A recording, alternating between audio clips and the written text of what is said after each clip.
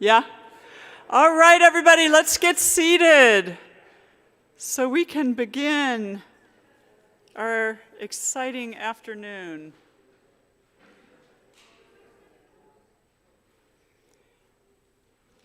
If everybody at the back table would take a seat when you're ready, that would be great. Before I get started, because it's always important information to know, the bathrooms are out the back door, and if you just keep kind of going like this, you'll eventually find them at the end of that room. Well, good afternoon, everybody. Welcome to Lincoln Park Presbyterian Church. My name is Beth Brown. My pronouns are she, her, and I'm the pastor here. What a joy it is to be gathered for this event that has been in the works for 2 years. We originally first scheduled it for the end of March of 2020, and as you know, that event did not happen. Despite the ongoing impact of the pandemic, we have persisted, and we owe great thanks to all of you who are our partners in this effort for hanging in and hanging on and for showing up today. Thank you to all of you who are participating in this Interfaith Climate Summit. In this welcome, I want to share 2 of the reasons I have been working with John on this event to make it happen because of its importance for all of us. The first reason is that we are living in a world that continues to try to claim that one way is better than another when it comes to faith. And here in the US and right now in Russia, that one way is Christianity. Power-hungry autocrats would have you believe that a world united under one religion is a better world. Christian supremacy has never been a good idea, and it never will be. We who are Christian must continue to work daily against these evil ideas. And so we gather with friends and colleagues from different faith and ethical traditions, and we deny Christian supremacy, and we claim a world that includes all of us and not just some or one of us. We are better equipped to bring about climate justice when we all bring our strengths to the table. That is what we are doing today. Yeah. The second reason this is so important is that as this congregation and so many other faiths and traditions work on dismantling supremacies of all kinds, one of the supremacies we talk very little about is human supremacy. The idea that humans are the most important species on this planet and therefore entitled to use up and use all of its resources has been and continues to be evil and harmful. We now know that trees have heartbeats, that they communicate underground through their root systems, and that they die in order to keep those in their communities alive. We know there are mother trees. There is new evidence that plants can see. We know that when given a chance, humans and all other creatures form the most incredible bonds. Human supremacy must end if we are to achieve justice for our planet and beyond. Yes. I love your enthusiasm. Thank you. And it is a deep yes that is called up and called forth from all of us, isn't it? I'm grateful to John, Lee, and to our Green Team for the work they have done to bring us all together. Grateful to all of you who have taken time this afternoon to be here, both in person and on our live stream. Welcome to all of you on our live stream. And now I want to introduce to you John Lee and give him my gratitude and thanks for his hard work in making today happen. John.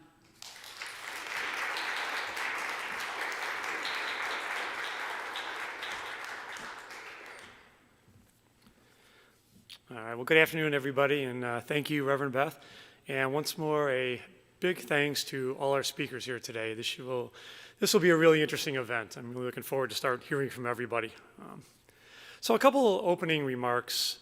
You know, when we were putting this event together, we hesitated just a little bit in calling it a climate summit. You know, it sounded a little pretentious, summit. But I think given the state of the climate, summit really is the correct word. You know, summit is defined as a meeting of the highest levels of diplomatic or government officials. And well, this isn't quite that. But summit also means the highest point of attainment or aspirations. So we have with us today representatives of different manifestations of humanity's highest aspirations. Those high aspirations, of course, include being proper stewards of the environment. And what could be more important in terms of being a proper steward than addressing the challenges posed by climate change? So yes, in that context, we are at a summit here. So as of today, what I want to talk a minute or so about is, well, what is the state of the environment? Well, as you might guess, not so good. Signs of a warming climate, of course, are all around us. 9 of the 10 warmest years on record have all occurred in the last 10 years.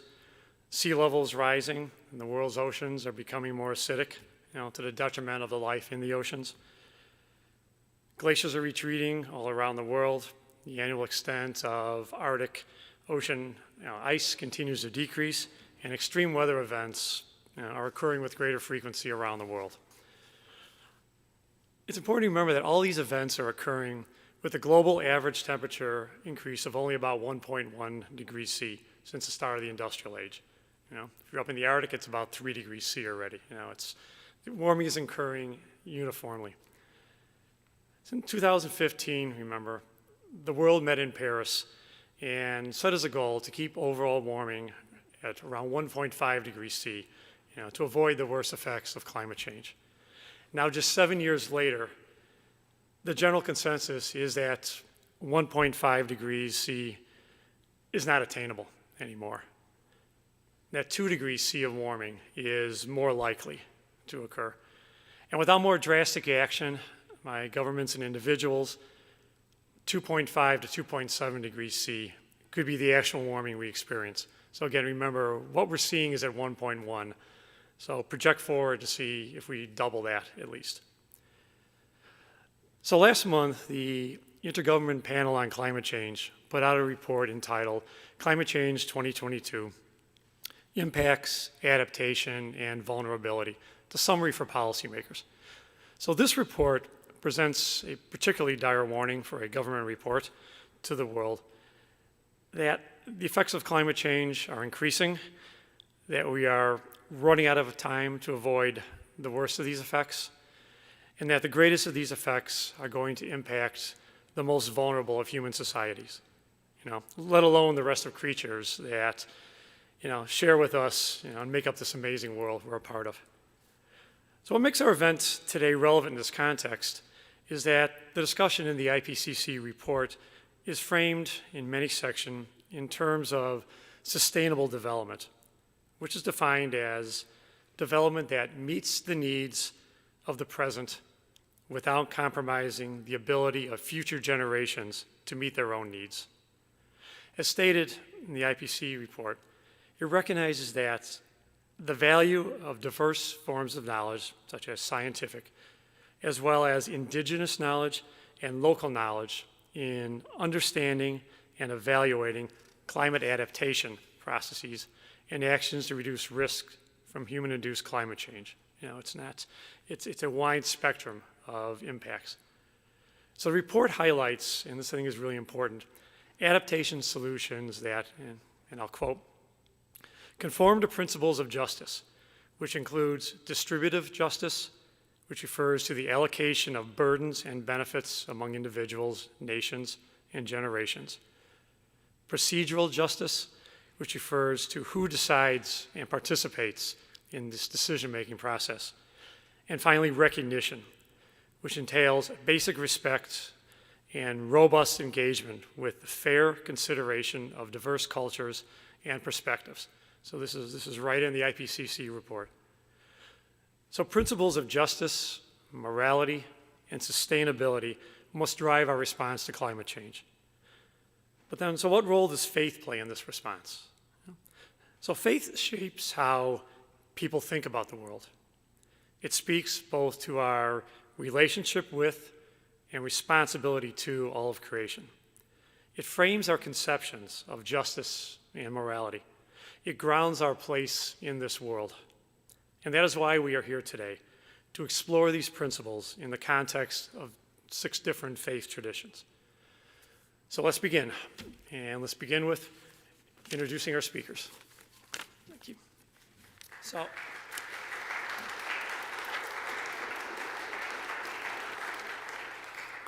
Thank you. Well, our first speaker today is going to be Matt Cotton of the Baha'i House of Worship. Matt holds a bachelor's in international studies and sustainability. He's a member of the Chicago Baha'i community. Currently, he is serving as the Baha'i House of Worship in Wilmette as outreach and education coordinator. So Matt, thank you.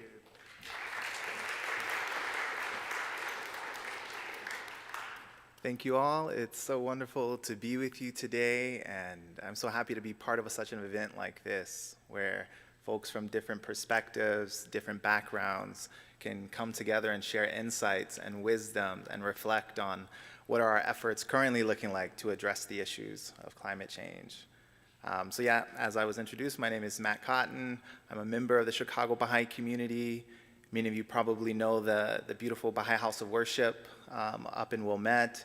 And one of the reasons why I serve as the community outreach and education coordinator is to ensure that more and more people know that that temple was built as a place for people from all backgrounds, not just members of the Baha'i faith, that it's a temple for no matter your religion, no matter your ethnic or cultural background, we can find a common place to say prayers together and to meditate together, much like how today we're here consulting about how we can be of service to humanity together. So that's just one of the ways I've served, but I live on the south side of Chicago in the Bronzeville neighborhood, so it's wonderful to come up north to see some of you guys and interact in this beautiful church together. So I'll first share maybe a little bit about what Baha'is believe, because that may not be common knowledge to everyone. So basically, the Baha'i community is a worldwide community. It's spread in thousands and thousands of locations around the world, and not everywhere do they have a beautiful Baha'i temple like the one we have close to us. In fact, there's probably only around 12 of those temples currently in the world. So we're really fortunate to be close to one. But everywhere in the world where there are the Baha'i teachings, their aim is to inspire individuals and communities to work to improve their own lives and to contribute to the advancement of civilization.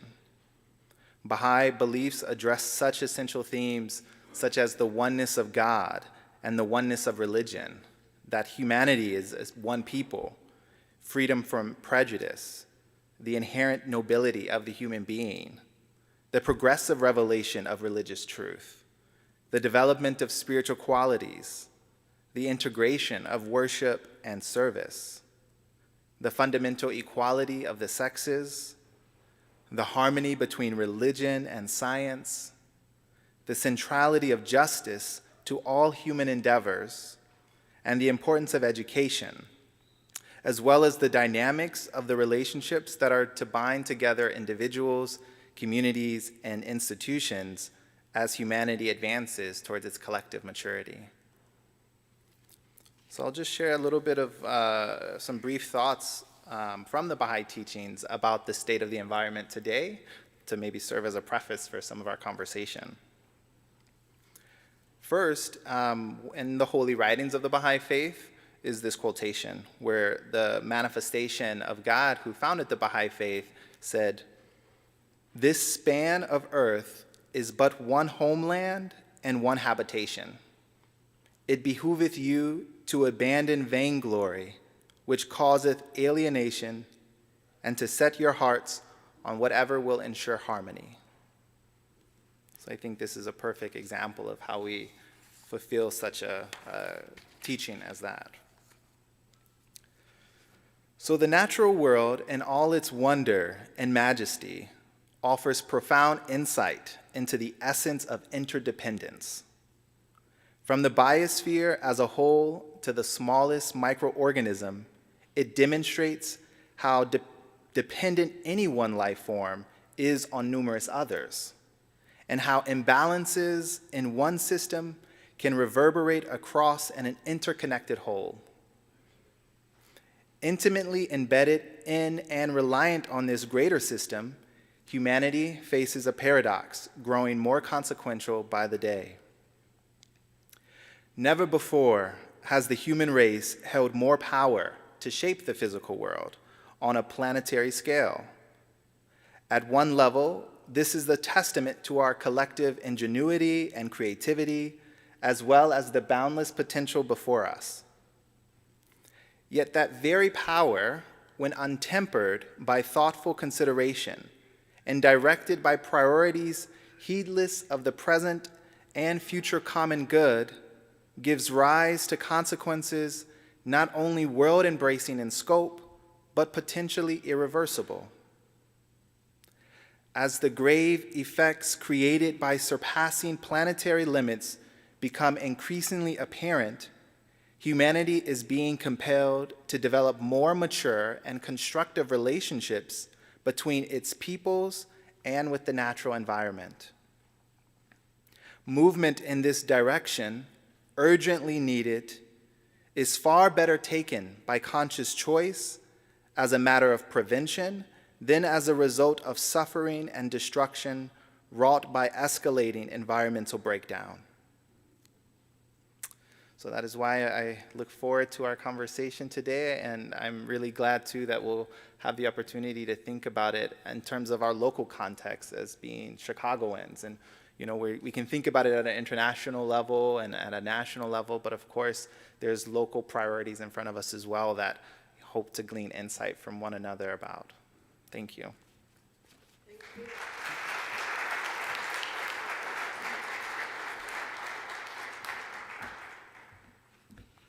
It's my privilege to introduce to you Laurel Ross. Laurel is a Soto Zen Buddhist priest affiliated with the ancient Dragon Zen Gate Temple here in Chicago. She is a retired conservation ecologist and has worked at the Field Museum, the Nature Conservancy, and the North Park Village Nature Center. She's been an active volunteer steward of a remnant prairie in the Cook County Forest Preserves since 1991. Her other passions include choral singing, haiku writing, and birding. Lovely passions, I think you will all agree. So Laurel, we're so pleased to have you today.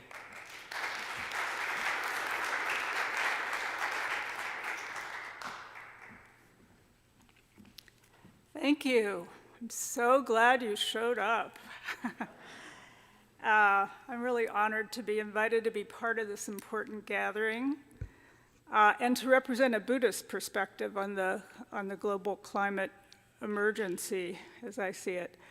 I grew up in a Unitarian congregation in Northeast Ohio, and in that church, they emphasize interfaith experiences for youth. And I'm here to say I really benefited from that. It was the 1950s, and what we were focused on then was civil rights issues. So from an early age, I associated church and faith with social action, interfaith social action.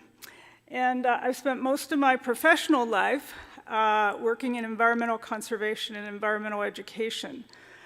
But I've been a Zen practitioner for about 25 years, and I was ordained 9 years ago when I retired from the Field Museum. Buddhism, like most other religions, takes many different forms. So, and they're different from each other as, say, Quakerism is from Catholicism in Christianity. So I'm going to begin with a brief description of the Soto Zen Sect, although I have to say I agreed with every single word that Matt said, and much of what he said could come out of my mouth. Our temple in Chicago is about 15 years old. We're affiliated with the San Francisco Zen Center, which is about 50 years old. So very young in the scheme of things, but there's a lot of history behind it. The Soto Zen Sect emerged in Japan in the 13th century, and that grew from a school founded in China several hundred years before that. And you probably know that all Buddhists trace our lineage back to the historic Shakyamuni Buddha, who lived in India more than 2,500 years ago. And we study his teachings. They're called the sutras, and we also study the vast library of Buddhist teachings that's grown over these thousands of years. The emphasis in the Soto Zen sect is zazen, which is a word that means silent sitting meditation. Our central practice is to sit in silence. We sit in silence together in community and also individually at home, and we sit for many hours. Why do we do this, and how could it possibly help with climate change? It's an unfortunate misunderstanding of many people that Zen meditators are focused on personal enlightenment through these hours of meditation, that we're people who withdraw from the world and seek personal awakening in monasteries or on mountaintops to achieve a blissful peace of mind. People seem to think that Zen meditators are kind of blissed out zombies with no interest or connection to the real world. That is not true. On the contrary, the purpose of our meditation and our study is to awaken ourselves from delusion and ignorance and self-absorption in order to arouse us to work for the benefit of all sentient beings. And we define all sentient beings very broadly: all people, all animals, insects, trees, plants. Many would include rocks, water and air, the oceans, the mountains, the sky. What the Buddha discovered so long ago is that meditation awakens us to the suffering in the world, and it calls us to work to reduce that suffering. Soto Zen focuses on the ideal of the Bodhisattva. Now, Bodhisattva is a Sanskrit term, and literally translated, it means enlightenment being. And a Bodhisattva is a person who is motivated by great compassion. So we can think of luminaries like Nelson Mandela and Martin Luther King and Mahatma Gandhi, all great bodhisattvas with genius for making the world a better place. But I want to suggest that bodhisattvas are everywhere and that we all have the capacity to be bodhisattvas. People do small and large kindnesses in the world everywhere, all the time. Because we're supposed to be brief, I'm now going to switch to just a little bit about a statement that was issued about the climate crisis by the Western Soto Zen Association in 2016. They quote Thich Nhat Hanh: "When the earth becomes sick, we become sick because we are part of her." The statement goes on to say that Soto Zen Buddhists stand side by side with compassionate people of all religious traditions. Our precepts resonate with the natural and universal morality of all beings. Our second precept is not to steal or not to take what is not freely given. This precept speaks directly to the climate emergency. It is our responsibility as living beings on this earth to be mindful of the needs of the earth's being by not depleting the lives of beings with whom we share this earth. This greed is the act of taking what is not given. It is the mind of seeing things as existing for our own use. The essence of Zen practice, in its deep stillness and its manifestation in everyday activity, moves towards the life-sustaining culture we yearn for. So it's an enormous pleasure to share this day with you. In my view, we do not talk about climate change nearly enough. I'm hoping that as a result of our conversation, everyone in this room go out into the world and talk more about the problem that we all have to begin to solve in a much better way than we're doing now. And thank you, and I look forward to hearing everyone else's ideas.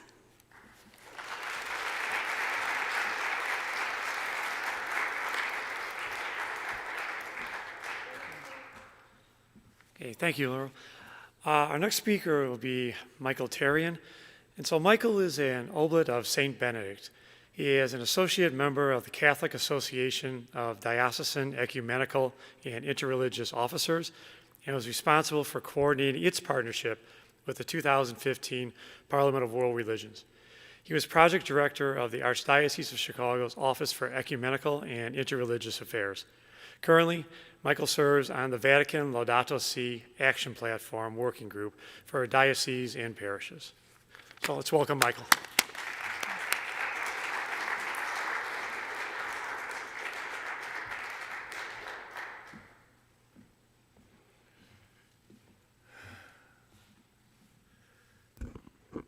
I'm pitch hitting for somebody else.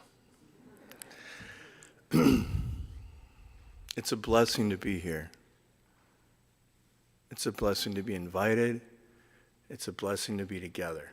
And I just take a second and look who's next to you. Yeah. Look at this incredible sacred space. Look at the beautiful light coming through the windows. Look at this plant. How can we have anything but gratitude? It's beautiful. It's beautiful.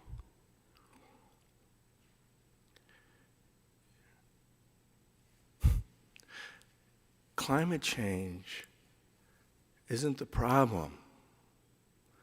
Climate change is a symptom of the problem. It's our separation. It's our separation from that which we hold divine, from each other, and from this beautiful, beautiful, beautiful planet.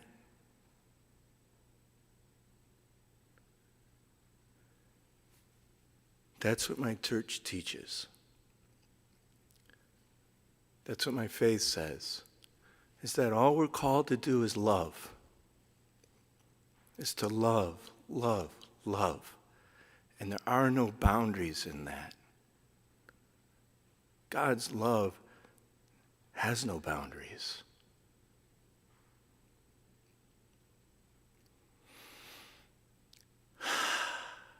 Take a breath. How can we have anything but gratitude?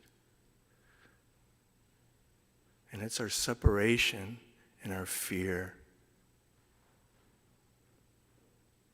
that causes all of that which is violent, like climate change.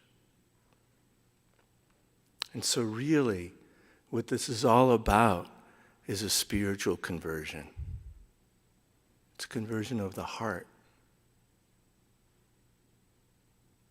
We know that. And each of our traditions has a way into that. And we need to do it together. Because we're all connected. We're all God's children. Or whatever that divinity is, or that is which is sacred. We're each other's brothers and sisters. So we're on this sacred journey together. Not just us, but the birds that we hear chirping outside, singing the praise. It's everything. Everything. It's all connected. And it's for all of those who come after us, the generations after us.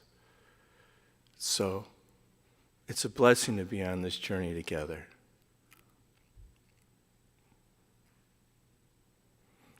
Laudato Si, praise be to God.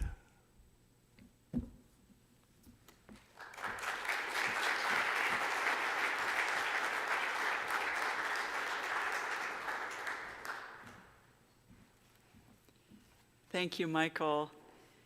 Now I want to introduce to you Rabbi Stephen Phillip. He is an associate rabbi at Mishkan, Chicago. And Stephen grew up in California and Hawaii as a Roman Catholic with a strong Methodist heritage.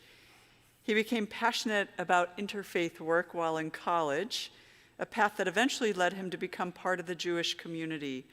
Stephen lives in Boytown with his cat Miso and dog Momelani. Stephen was ordained in 2019 by the Jewish Theological Seminary and also received, what's an MST? Master of Studies. I haven't seen that before. Master of Studies in Jewish Studies from the University of Oxford in 2016. His MDiv and MSW from the University of Chicago in 2014, and graduated summa cum laude from the University of Southern California in 2010. I love this, with a BFA in studio art and a BA with honors in English, creative writing, and international relations. Because that's the education that all rabbis get before they become rabbis. While a student at JTS, he served as a rabbinical intern for the University of Maryland Hillel and Congregation Beit Simchat Torah, the LGBTQ Synagogue of New York City. Stephen has written for publications. You can see them in the bio. I wanted to give you a few highlights. And it's so exciting to have Stephen. Stephen was at Mishkan for the beginning of it, which our congregation is familiar with Mishkan because we've done some things in partnership with them, and now is back again at Mishkan, which is very exciting. And we're so happy to have you today, Rabbi Stephen.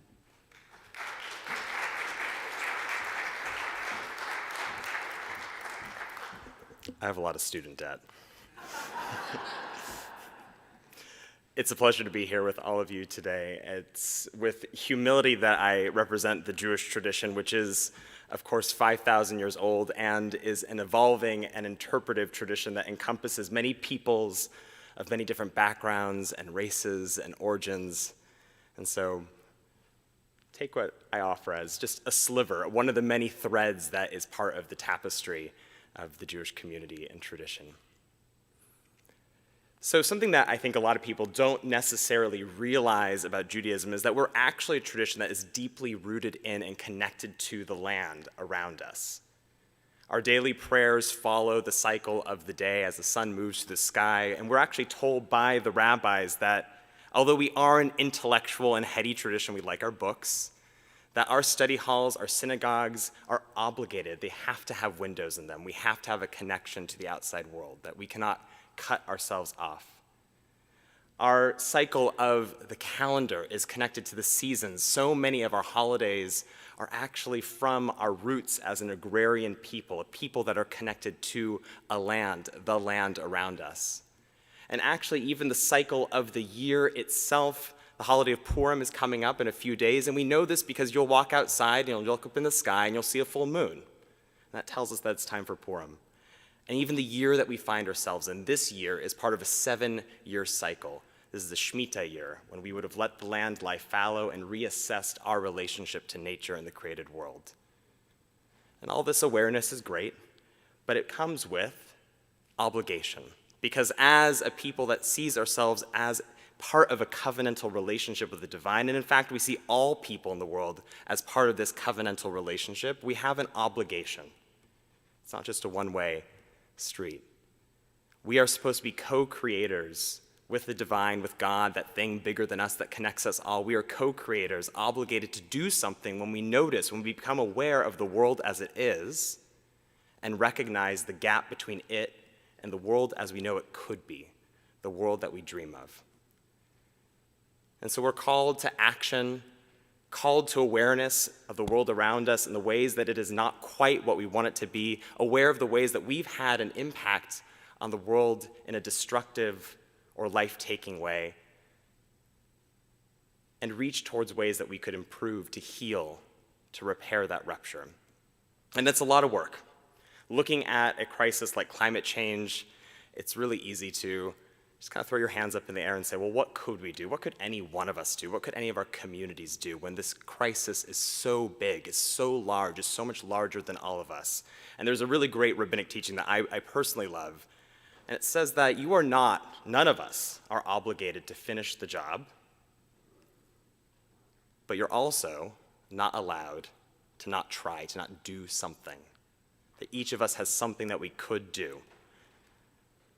We just read a portion from the Torah this last week in preparation for the holiday of Purim that comes from the book of Deuteronomy. And the book of Deuteronomy, the 5th book of the Torah, is really a very long soliloquy by Moses, standing on the edge of the promised land after having wandered for 40 years from slavery to redemption through the wilderness, all the way up to the edge of the Jordan River, looking into this place that he has been working so hard to get to for so long.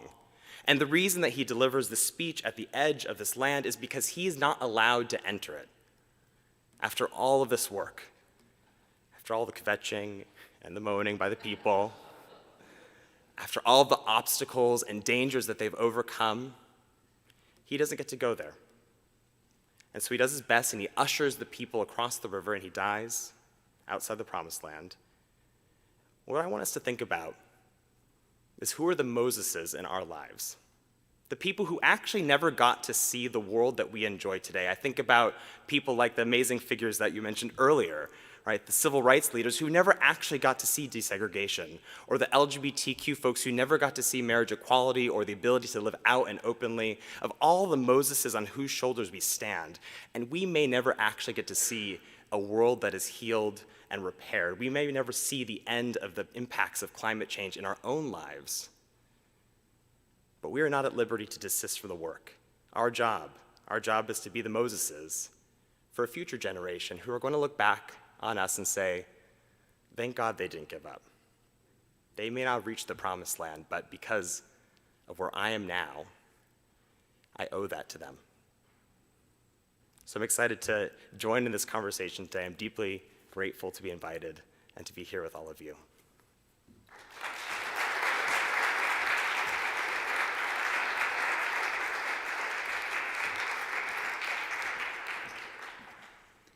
Thank you, Rabbi Stephen.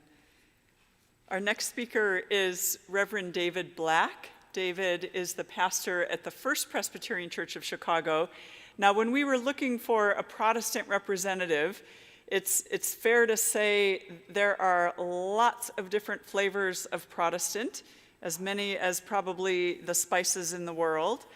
And we didn't choose a Presbyterian because we think Presbyterians are any better than any other Protestants, but we happen to have some relationships. So we're so excited that David said yes to being here with us today. David started as pastor at the First Presbyterian Church of Chicago down in Woodlawn during the pandemic. So you got to give him a lot of credit for starting a whole new thing right in the middle of the pandemic. He is spiritually rooted in Quakerism, grew up in a diverse array of mainline Protestant and evangelical churches around the world. He grew up in Eastern Europe and identifies as a third culture kid. David's early ministry was spread across 3 churches in New York City. You can read more about what he's done. I loved this part of his bio. David is called to serve at the edges of the church, where people are discovering faith and where the church is engaging with the community. And that is certainly what David has been about in the Woodlawn community, where he is serving now. So David, come on up. We're so pleased you're here.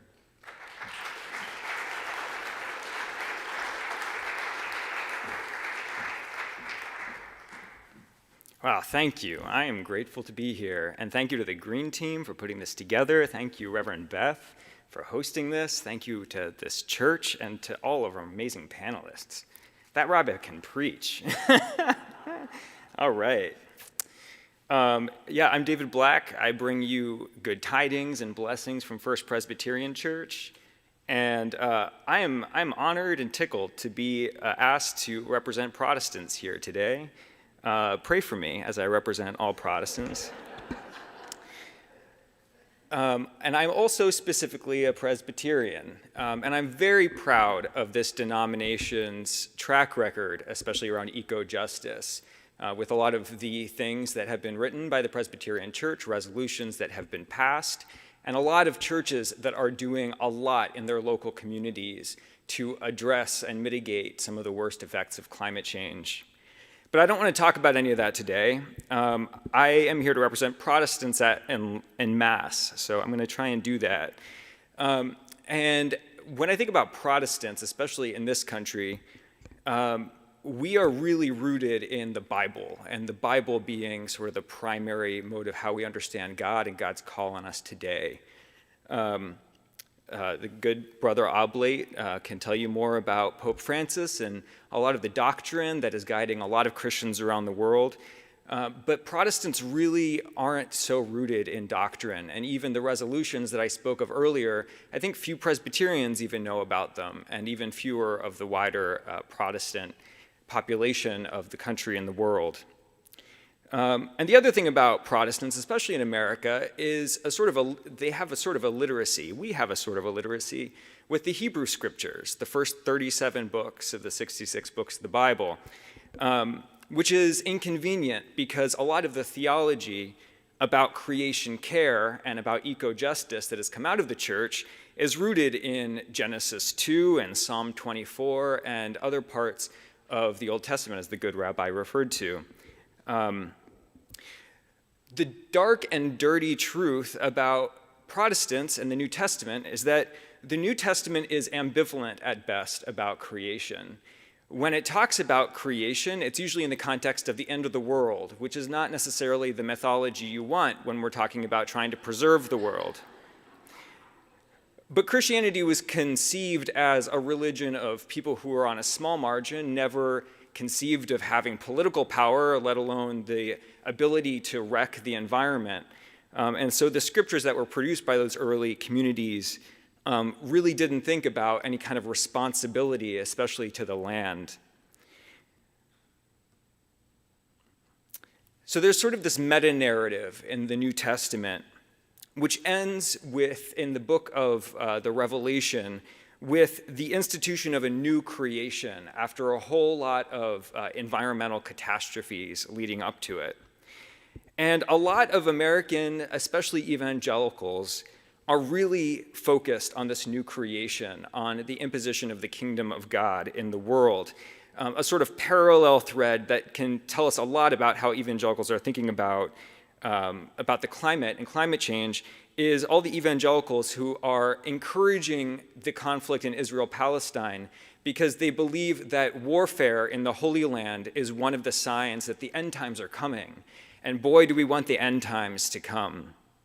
So there's a lot of critique of conservative Christians that there's sort of a denialism of climate change and of human responsibility in climate change.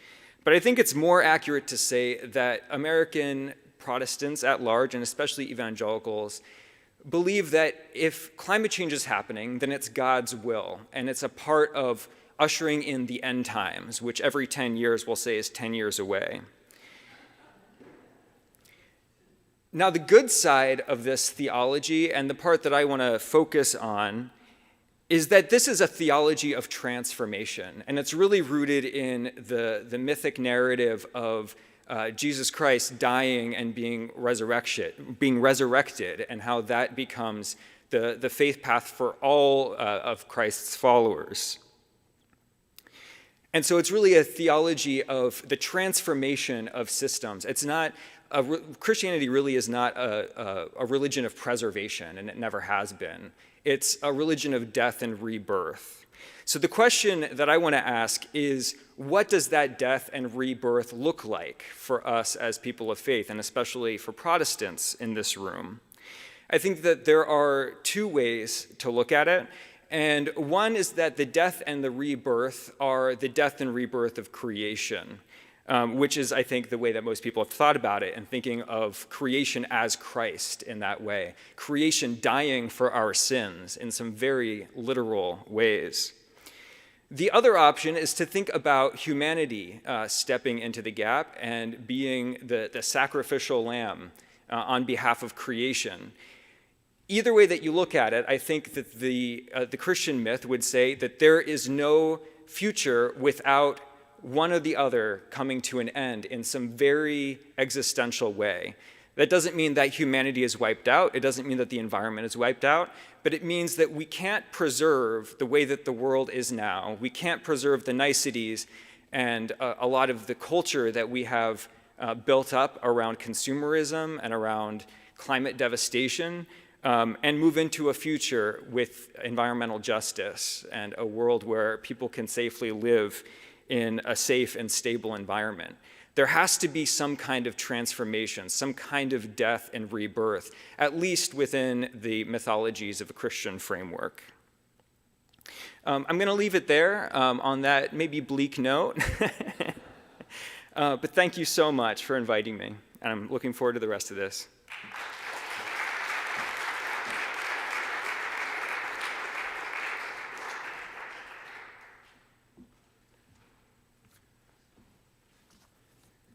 And Congress, we could bring in Shiva. Oh, there he is. Okay. Our final speaker today is Shiva Singh Khalsa of the Sikh Dharma International. Unfortunately, Shiva Singh couldn't be with us here in person, but there he is right there on the screen, over there too.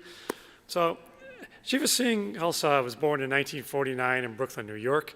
He is an ordained minister of Sikh Dharma International.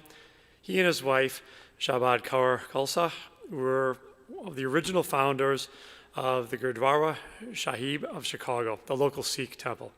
For his entire adult life, Shiva Singh has been a practicing Sikh and yoga teacher, a mentoring lead teacher trainer with the Aquarian Trainer Academy. He and his wife are co-founders of Spirit Rising Foundation, which ran Spirit Rising Yoga Center for 12 years until COVID, unfortunately, interfered with that. They currently continue to teach online. Shiva Singh is on the Interfaith Council of Gift of Hope, the agency that coordinates tissue and organ donation. He is a recognized advocate for HIV prevention, international interfaith, living sustainability, and the rights of the aged. So let's welcome Shiva Singh. Thank you, everybody. Oh, there I am. This is just wonderful listening to everybody. You know, let me give you a sort of an elevator speech about what Sikhi is. We call it Sikhi. It's really pronounced Sikh, but you know, we usually, someone asks, what's your religion? We say Sikh, and they think, how are you feeling? So it's really pronounced Sikh, not Sikh, although they mean the same thing. Sikh means a student, someone who's searching for truth. So here's the main points about it. We believe there's one creator that created everything. It's not my God, it's my God, and your God is our God. And that everything comes from that. It's the one source. Now, we call it he, she, it. It doesn't have gender as far as we can tell. We believe that everybody is equal. Everything has God in it, has the one in it, it exists. And so everything is holy, right? Because everything has God in it or it wouldn't exist, then everything is holy. And so in the Sikh tradition, we treat everything as holy. We believe that it's really important to earn an honest living.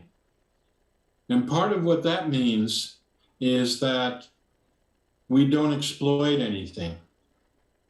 Nothing is exploitable in this creation. By the way, we don't really have a creation story.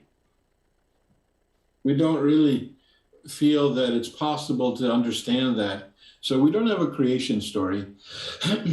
We have another concept. Oh, I was hoping to teach you some new words, but Vandachakana, it means share with and selflessly with all. So share what you earn, share what you create, and make sure that there's no distinction for any reason of limiting who you share with or what you share with. We have this thing called Nam Japana. It means remember the infinite on every breath. So people say that God is love. So it means remember love on every breath.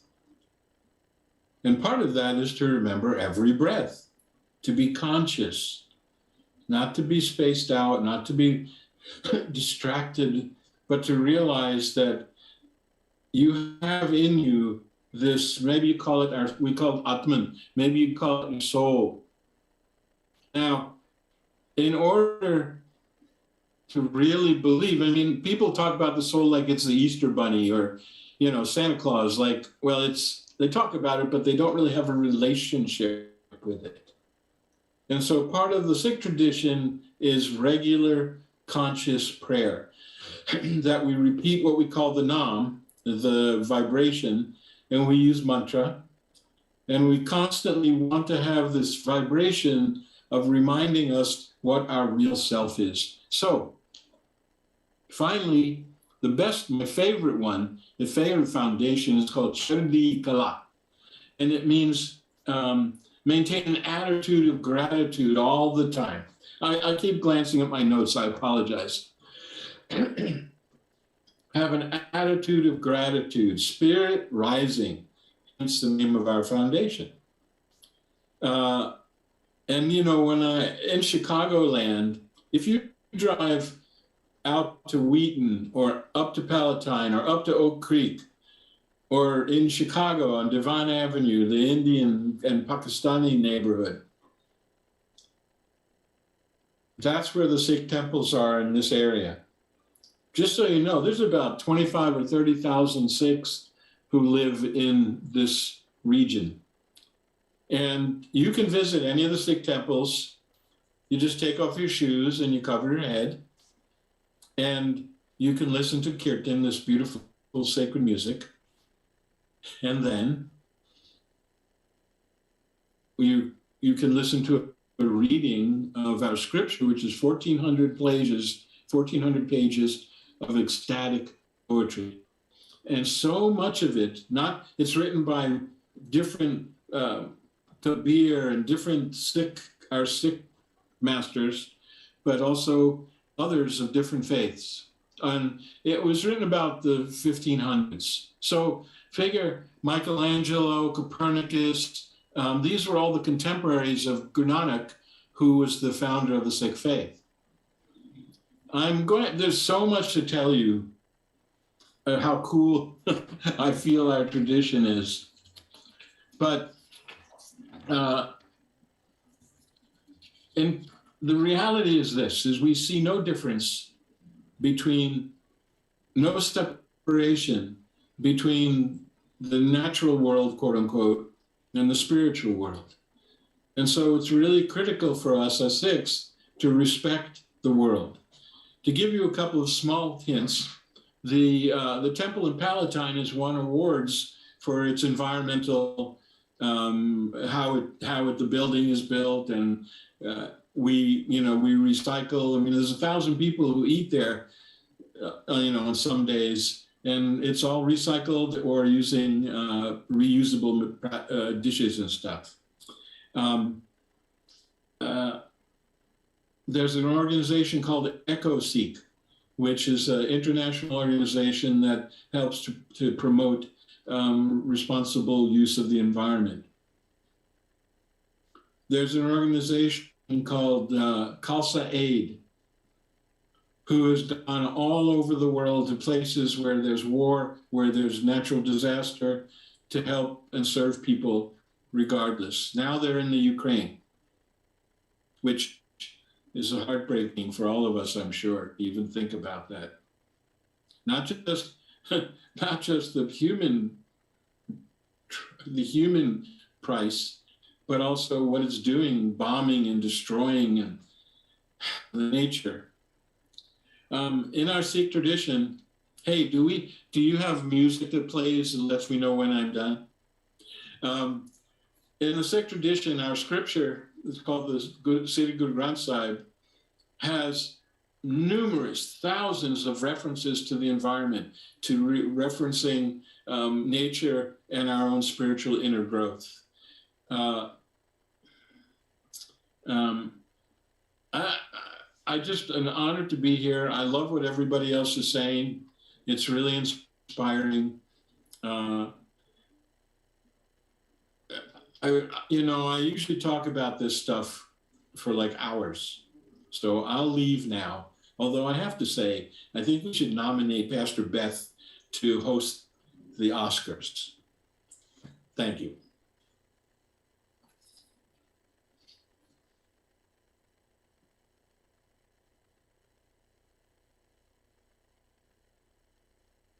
Really appreciate that nomination. Thank you, Shiva Singh. What a pleasure it has been to hear from everybody, and there's so much more. We're going to take a short break at this point. How much time do we have, John, for our break? 10-ish minutes. We have some treats in the back if you want to grab something to eat or drink, if you need to use the bathroom, and then come back in because we're now going to have everybody up here and have a panel, and we're going to ask a series of questions and hopefully really kind of dive down into some of what we've already heard, but also bringing out some of the things of so what? So what do we do? What can we do together? So take a break.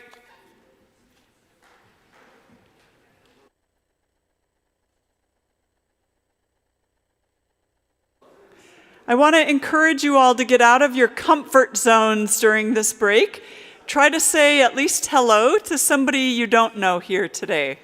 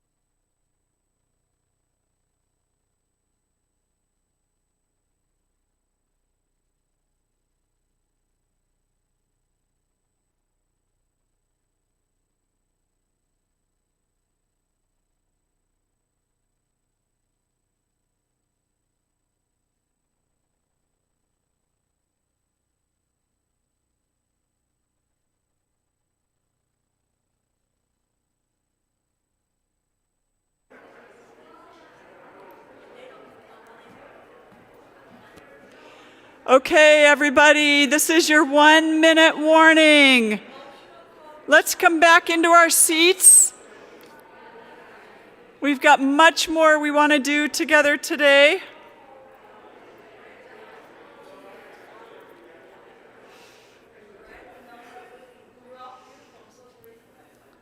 Come on, back to your seats. Thank you.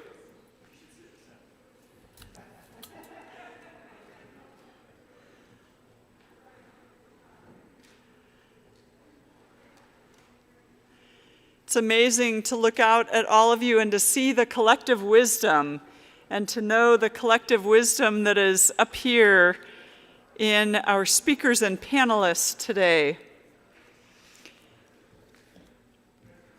We are going to move into a time of question and answer, and we have prepared some questions, and each of these folks were able to see questions ahead of time. We also are going to add a couple right here at the beginning for you, our panelists, to think about. So one question is, what is one question you wish you would have been asked today but weren't asked? So be thinking about that. And then, is there a question that you would like to ask your other panelists that hasn't been asked? So we'll kind of hang on to those and get toward them toward the end. And as you're answering these questions, I just want to remind you that the hope is that we'll hear from all of you / lots of you. You don't have to answer a question if you don't feel like it, obviously. So it'd be helpful to keep it on the brief side, but we also want you to be able to feel like you're giving a full answer. So it's that, always that balance beam of thoroughness and brevity. Oxymoron right there. So I'm going to start us off with the first question, and I'm going to give one of these at both ends, and you can sort of share mics. They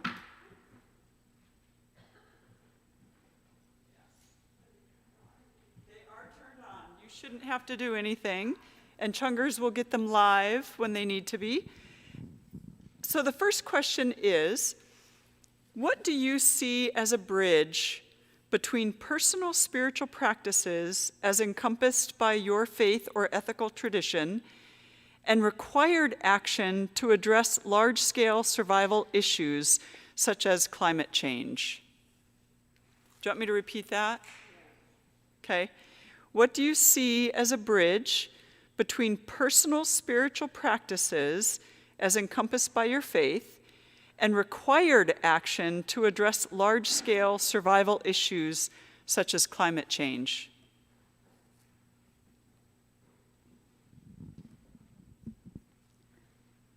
Testing?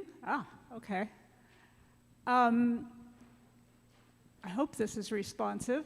So it was mentioned in my biographical information that I volunteer in the forest preserves doing ecological restoration. So we have wonderful forest preserves with prairies and woodlands and wetlands. One aspect of climate, addressing climate issues that is not usually central to the conversation is the role of natural areas. Our rainforests down in the Andes, Amazon, our boreal forests up in Canada, they hold vast amounts of carbon. And the healthier they are, the more carbon they hold. So one thing we can do as practitioners is to connect ourselves directly with this activity of working towards healthy natural areas. And that includes going out there, right, with our physical bodies, collecting seeds and getting rid of weeds and so forth, but also being a loud voice in favor of protection, conservation of nature, and being a loud voice against destruction of nature. We really need to speak out about that, and it's definitely spiritual points will be gained from that. I agree. She's our... You can't separate them in my tradition. It's all connected, it's all one. So when you look at your hand, you're looking at 13.5 billion years old, right? It's evolution. So everything is inherently connected. In my tradition as a Benedictine, ora et labora, prayer and work, those two things go hand together, that you can't separate them. So my faith is manifested in everything I do, in every breath I take. You can't separate it. So, concretely, Christ is imbued in all of creation, right? Everything comes from and returns to the source. It's all gifts.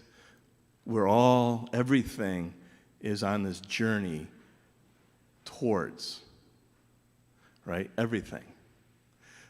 In the church, in the Catholic Church, so the creation narrative goes way back to my older brothers, the Jews, right? And Nostra Aetate, we recognize that the Jews are our older, that's where we come from. We're in that sacred bond with our brother. And as well as in Unitatis Renegratio, we're called to be in full communion with our Christian brothers and sisters too. So Nostra Aetate, recognizing, but also in Nostra Aetate, to be in harmony with all the religions, to recognize that which is true in each tradition. So there was Pope Francis recently wrote an encyclical. It was promulgated on May 24, 2015, titled Laudato Si. Some of you may be familiar with this encyclical. It's unusual because it was written to all of humanity. Instead of just the bishops or to the church or to the faithful, it was, nope, this is to everybody on the planet. And he's in this encyclical drawing on our tradition from Benedict, John Paul, all the way back, as well as within the scripture. There's this call to action. There's this call to solidarity, and there's a call to recognize the reality of what the science says. And that from that reality and from our theology, it's a moral and religious imperative to mitigate climate change. So with the Catholic Church, and this is different for the Catholic Church, this is something that's new, it's establishing what they call a Laudato Si action platform. And it's a way to engage the whole church, the universal church, 1.3 billion, in this action of caring for our common home. And it's real concrete action steps that invite all of us to do that. And not just within the church, but we'll also be extending that ecumenically and interreligiously as well. So that's one of the foci that we're addressing. And it's real concrete steps to take action to care for our common home, and recognizing that it's an integral ecology, that it's not an environmental problem and a social problem, it's one problem. You can't separate them. Is that helpful? I'm fascinated with spiritual practices, and especially trends in spiritual practices, which is a thing. And two that are sort of on the cutting edge of a lot of Christian traditions right now are veganism and Sabbath. And I bring those up because I think they're very relevant to this discussion. A lot, especially in the Black church right now, a lot of Christians are feeling an urge to become vegan for a lot of different reasons. But one thing I didn't share earlier is that part of the Christian canon that goes beyond the scripture is the belief that God is still speaking, and so there are still revelations happening. And I tend to think that any time that there's a spiritual trend in the Black church, it probably stems from some kind of revelation that I need to be paying attention to. And yeah, so that's one trend I want to share with you. Sabbath is especially interesting to me, with apologies to the good Rabbi. It might be appropriation, I'm not sure. But Sabbath, to me, addresses the two big lies that I see driving our economy and the ways that it's destroying the climate. And those two big lies are urgency and scarcity. Sabbath is a day that it's the practice of surrendering a day, surrendering time, surrendering that feeling that if we don't do it now, it's never going to get done. And if we're not growing, then we're in decline. And I think that that's so important. I was talking earlier about transformation, and I think that that kind of practice is one of the ways that we transform our concept of time and productivity and what it means to be human. Because we're not just production machines. We are created to love and enjoy God, is what the Catechism says. And so observing that practice of Sabbath, which connects to the rest of the land and to the practice of Jubilee, all these things stem out of that, and it reconnects us to the rhythms of the land and the rhythms of the earth. I am no longer a vegan. I was for a little while because I felt that conviction, and to be honest, I still do, but I'm not vegan right now, which is something I need to evaluate.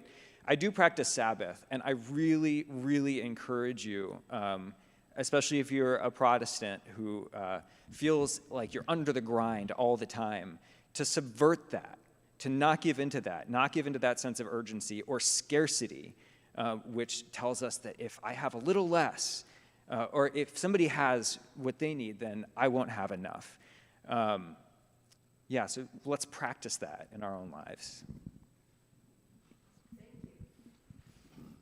So I would like to answer this question actually by talking about the holiday that's coming up this week in the Jewish calendar, which is the holiday of Purim.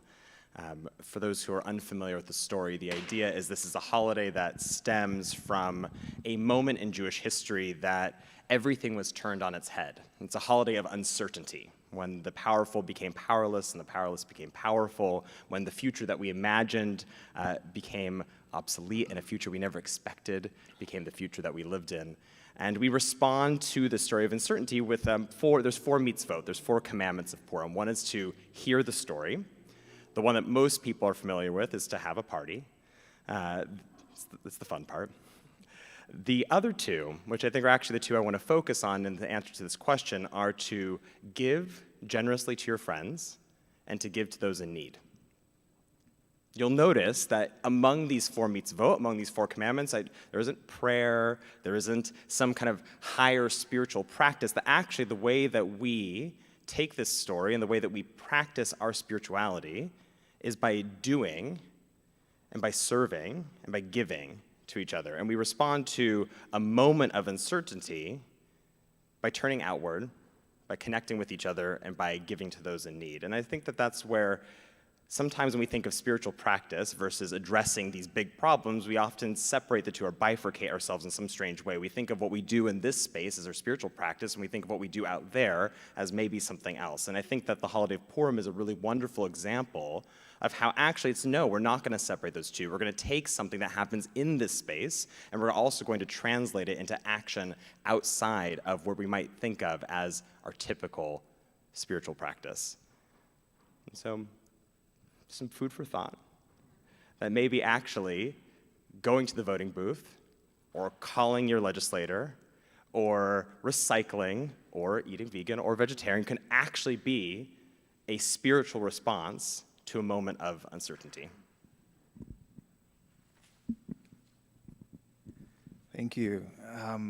I love that we're starting with this question because it really feels almost at the heart of the way that we address any issue, is how do you take kind of what you have access to, and in this context, spiritual resources, and how do you channel it into a manner that allows for transformative action to take place, for change to basically occur. There's one of the writings from the Baha'i faith that I'll paraphrase because I can't recall it verbatim at the moment, speaks to the purpose of every manifestation of God. Every messenger of God came to cause a transformation, both in the inner life of humanity and the external conditions. And if that transformation doesn't happen, then obviously the futility of God's manifestations would be apparent. What would be their purpose if not to cause a transformation in the life of humanity?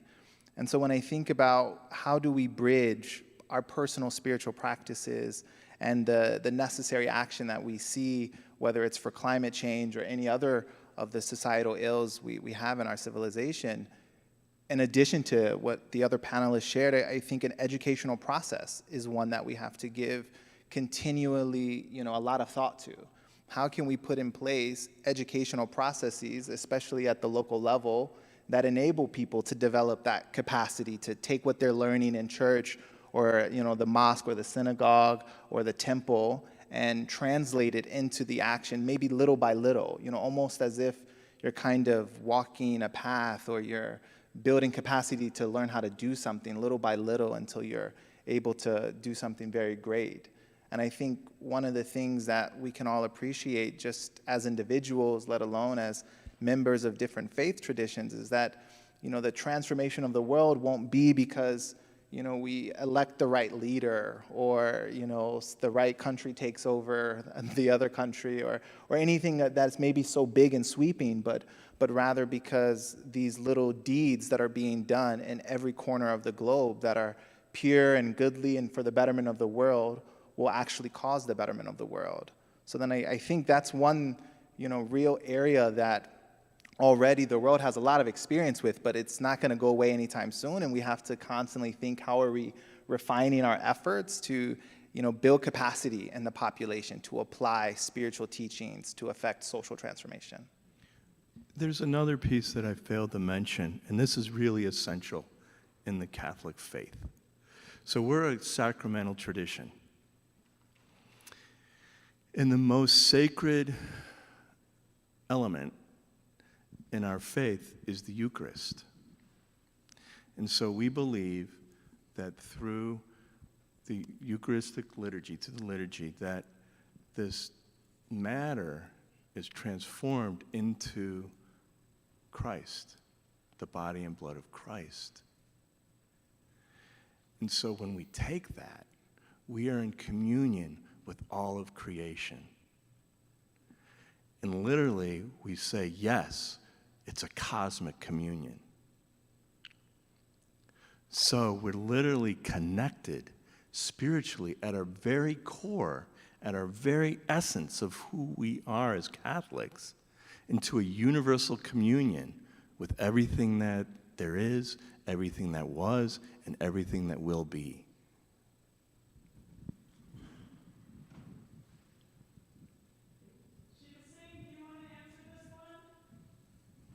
Question, my internet went away. Oh, yes. Let me read it again for you. Sorry, I can't hear you. I'm using a microphone, so hopefully you can hear me. So here was Yes. the question that was asked to everybody. What do you see as a bridge between personal spiritual practices as encompassed by your faith or ethical tradition and required action to address large-scale survival issues such as climate change? Wow. The essence of this whole Sikh tradition is service, is seva, is service. And so we see our goal is to serve the creation, because the creation is that serving the creation is the way we serve the Creator. And so it's our essence in our whole tradition is to, when there's a vacuum, when there's a pain, when there's a need that we are required as a Sikh to fill. In the fight for Indian independence, for example, 75% of the casualties and imprisonments were Sikhs. Wherever there's a need, we stand forward. I hope this answers your question, because it's the essence, is seva. But it's also Simran. It's also remembering why you're doing it. You're not doing it just to be a good guy, but you're doing it to serve, and you're doing it in memory and respect for the divine. I hope that is in line with what we're talking about. And by the way, Mike, nice to see you. We haven't seen you in years.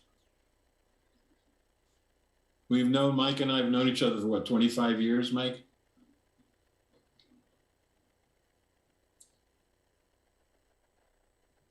responded to our first question, I think we're off to such a good beginning of this part of the program. I'm going to ask another question, and then John's going to come up after me and ask a couple. And I'm going to ask this question, then I'm going to do a brief commercial to let you think about your answers, and then we're going to have you answer this question. So here's the question. What do you personally, and what does your community collectively consider the most important environmental issues that we should be addressing? So a couple different ways to answer that. Personally, your community, collectively. If you know how your community collectively would prioritize. So think about that for a minute. Here's the commercial for all of you. My partner, Jeanette, who's here today, Jeanette, wave your hand to everybody, is trained as a practitioner in forest bathing. And so Jeanette has offered to lead anyone who is part of this gathering, online or in person, in an experience of forest bathing right here in Chicago. We have some amazing places to do forest bathing. So all you would need to do is make sure we get your name, phone number, and email address before you leave today so that Jeanette can be in touch with you about some opportunities for forest bathing. Oh, that's a good question. We'll have Jeanette come up at another commercial point in this and let you know what forest bathing is. The short answer that I will give is, as we think about being separated, if we're separated from creation, separated from creatures, even sometimes separated from ourselves, forest bathing is an experience of deep reconnection. So that's my short answer, but Jeanette has a way better answer than I do. All right, so what do you personally and what does your community collectively consider the most important environmental issues that we should be addressing? You know, it goes back to that thing, we keep on looking at it as like a subject object, right? Like, what are we going to do for the environment? Like, the environment's fine. It's us, right?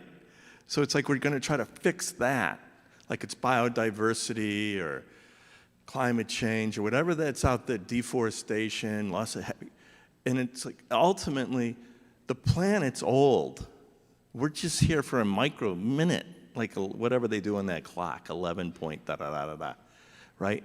And if we don't get our act together, we're just going to be a little thin band in the geological formation that has radiation in it and a bunch of plastic, right? So the work is the internal work. It goes back to that spiritual and ecological conversion about how do we get out of our anthropocentric orientation, put, for us, God at the center, and recognize that it's gift, and that how we can be humble, have gratitude, and care, protect, and preserve, which is what dominion means in our tradition. It's not to dominate. Right? So it's getting away from a selfish orientation. So yes, we have to look at how do we mitigate climate change through technology and blah, blah, blah. But we just have to look at what's on the news every night, like the violence. And you can look at local news, national, international. And that's where the pain is. That's where our brokenness is. It's our separation. It's not external, it's internal. It is internal. We do have to change. But I want to put one other issue explicitly out there. Last year, I made a sincere effort to stop using single-use plastics. It was not possible. We have to change corporate America so that we can be better people. The question I would ask is, how does that change happen? Because I felt powerless to do this thing that I knew was killing the oceans, that was just an abomination, and it was not possible for me to act in the way that I thought I should ethically act. So we have to be able to make other changes as well. And that's my personal opinion, not my community opinion. I think that in addition to the personal internal transformation that needs to happen, that needs to also be reflected on a societal level as well. One of the, I think, often misunderstandings, especially when we're talking in a Christian-Jewish context of Old versus New Testament, Hebrew Bible versus Christian Bible, is that right, the Old Testament God is the God of justice, and the New Testament God is the God of love. We also have love. We have a lot of love in the Jewish tradition. But they're actually two sides of the same coin. We talk about God inhabiting both a space of rachamim, of compassion, it's related to the word for womb in Hebrew, and we also talk about God inhabiting a space of din, of justice or judgment. And there's a really great rabbinic tale that when the world was first created, God first dreamed of a world only founded on the idea of compassion. It was unable to sustain itself because nobody was held accountable for their actions. And so God dreams of a world only established on justice, on accountability.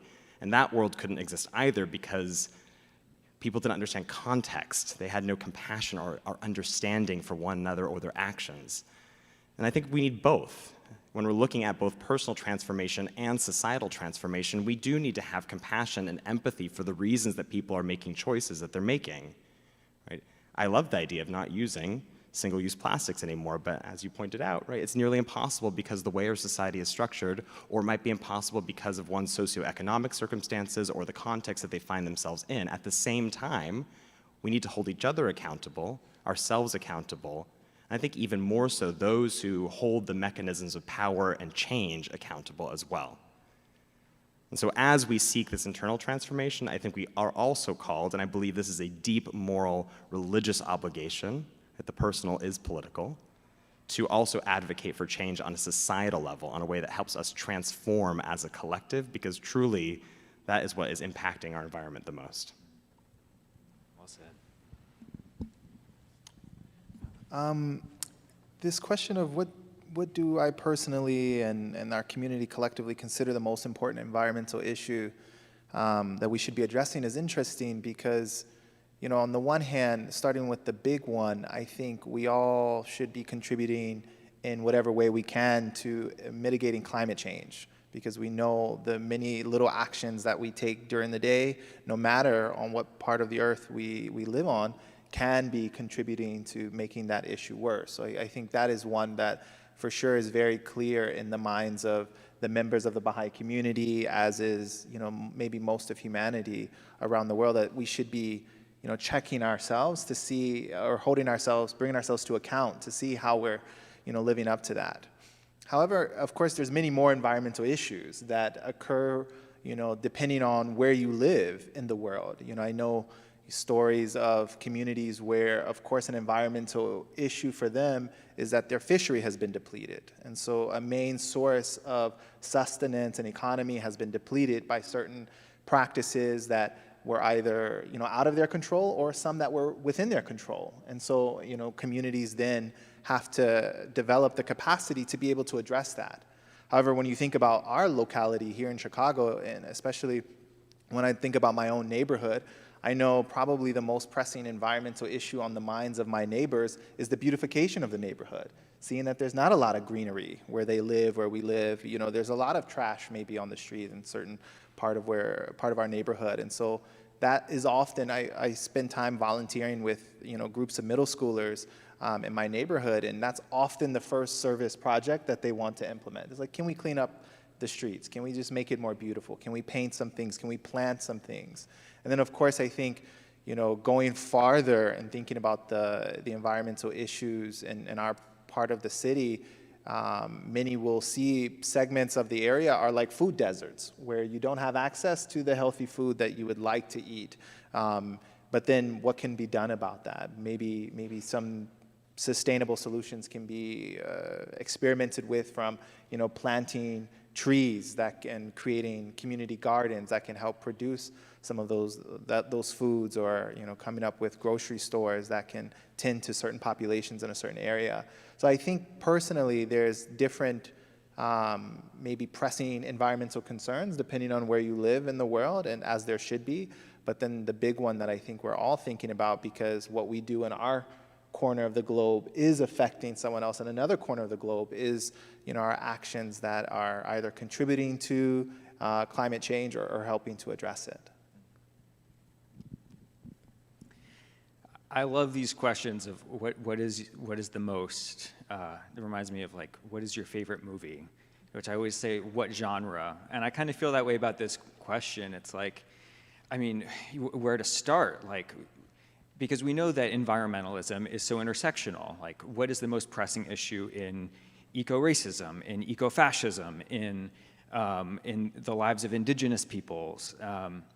You could go any one of those areas and find the most pressing piece in each one.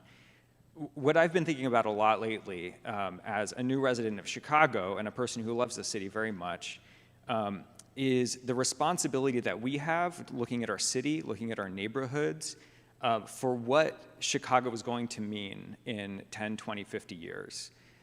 We are, I think, extraordinarily privileged to live in a part of the world that, as the climate warms, which it will remain somewhat stable because of the lake effect, might become more temperate, might become more attractive to a lot of people.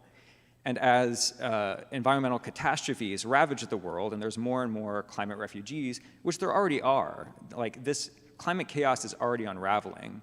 But as that accelerates, I think Chicago is going to become a very important place to house people who are fleeing their countries, who are trying to establish new homes. We're surrounded by some of the most fertile land in the world. I just learned about the Driftless region, which is, some people say, the most fertile land in the world. We're surrounded by arable land, some of it more than others, but I think we need to be thinking a lot about how we are preparing our city and our communities and our neighborhoods for the people who will need to make Chicago a home. Yeah.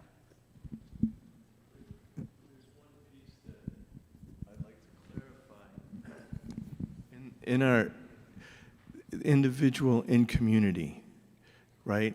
So in the Catholic tradition, and I'm not a theologian, I want to put out that disclaimer.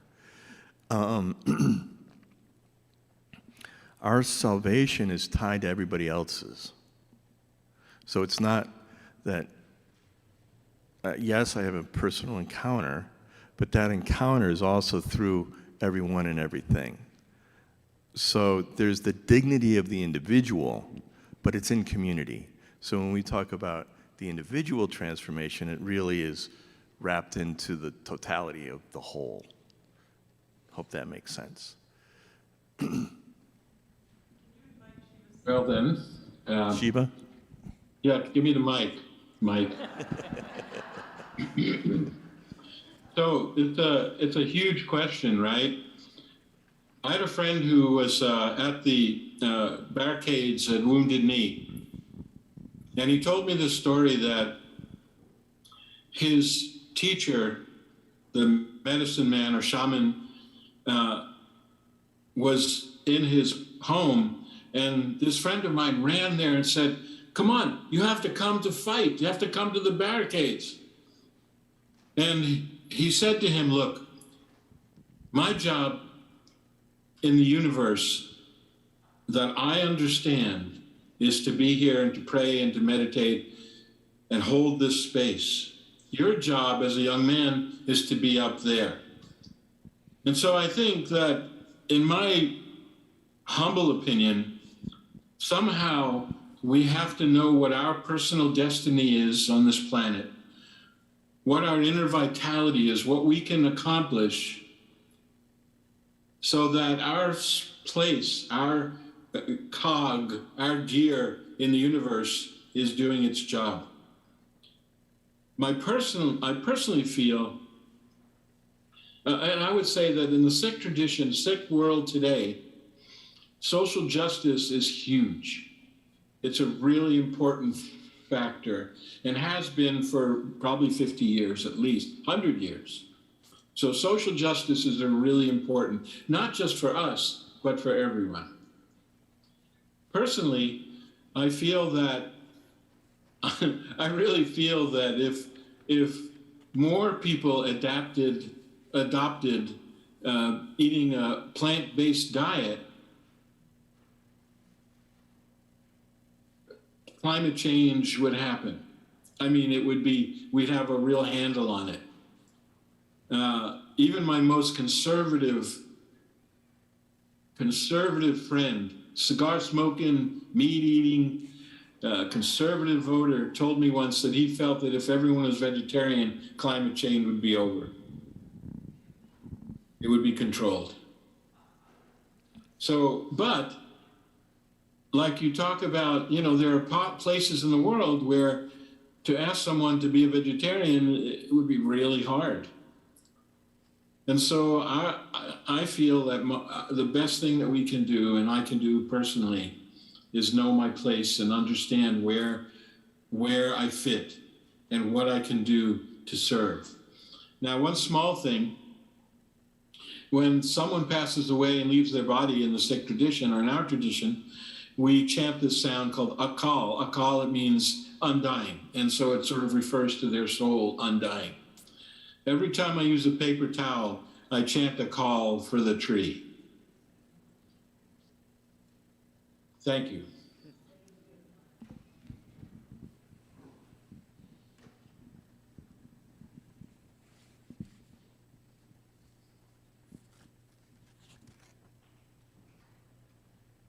Well, those were fascinating and unique answers to the question about the most important environmental issues.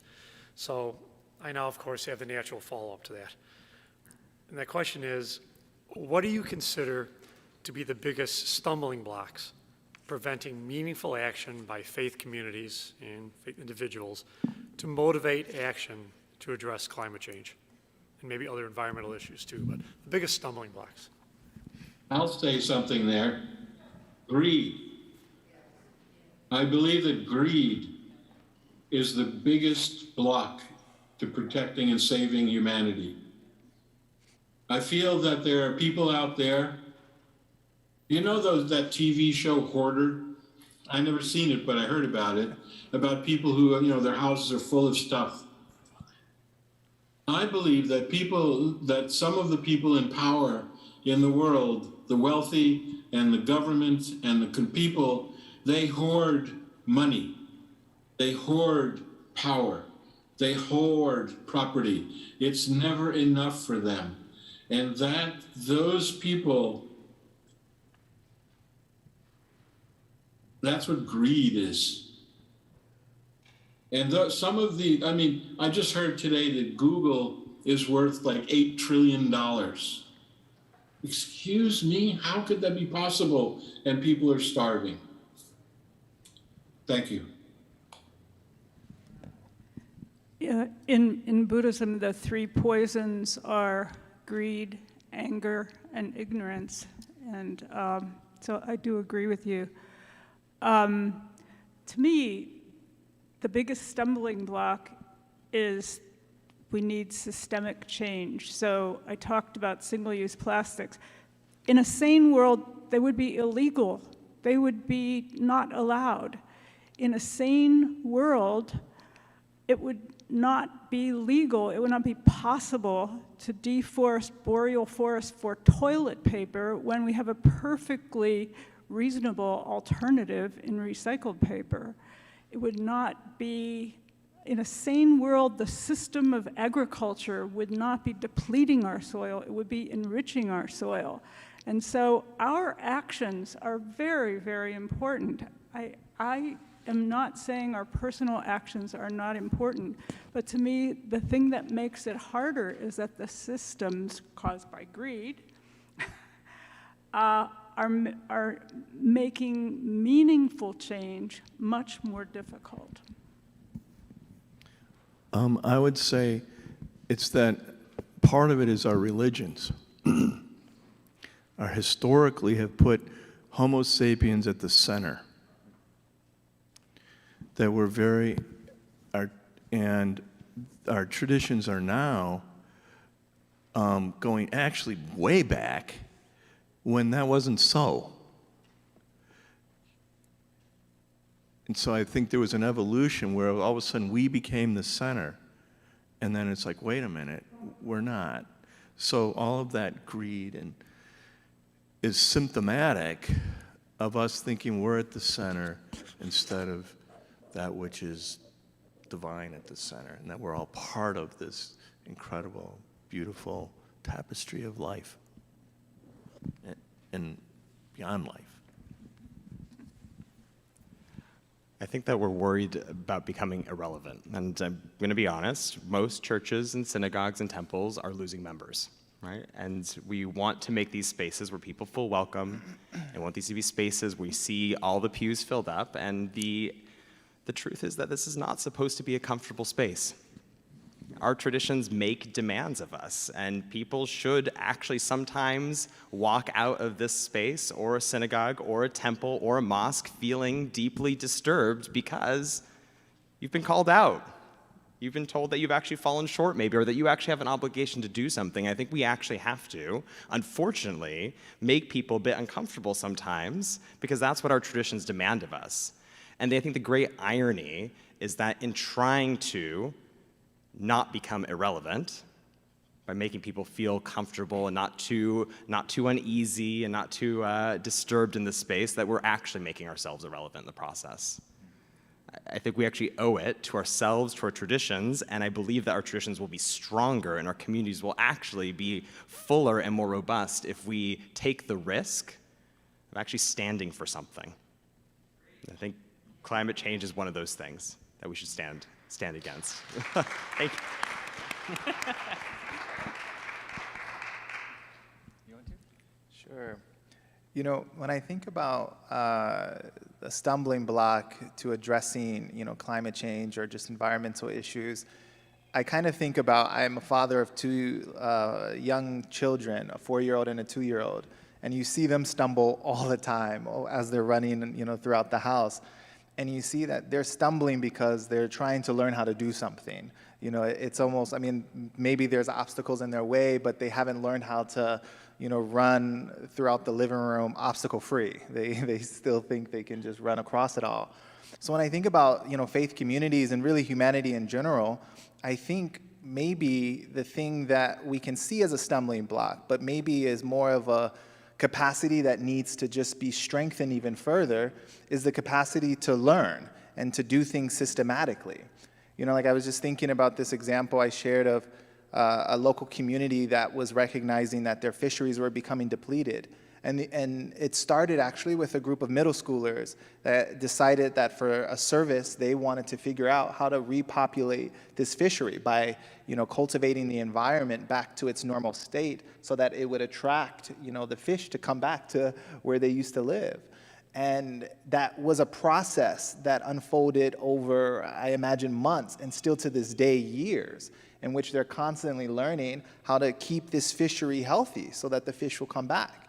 And so I think with every environmental, issue, whether at a local level or at a global level, we have to think about our capacity to learn, our capacity to do something systematically. I think, just even this congregation, or imagine any congregation, you could set for yourselves, what would it take to ensure that every single member of our congregation has access and knows how to recycle? And that you could implement a very systematic process of okay, we've got some people who are really good at recycling. They know how to help folks develop this habit. Let's mobilize them to accompany, a growing number of people to develop this capacity as well. So anyway, I just think this is something that we've learned a lot as a human species up to this point. And, so much good is being done to address these environmental issues. But I think where we see the gaps is probably an opportunity to learn more specifically how to do whatever it is we see as being the pressing environmental issue that's facing us. Taking steps very methodically, but with a long-term vision. Not, let's do this one nice service project and call it a day for the rest of the year, but instead, how do we build capacities more and more people to be able to address whatever environmental issues are in front of them? I love that idea of a stumbling block being something that helps us learn and move forward and grow. And I'm going to chew on that. Thank you.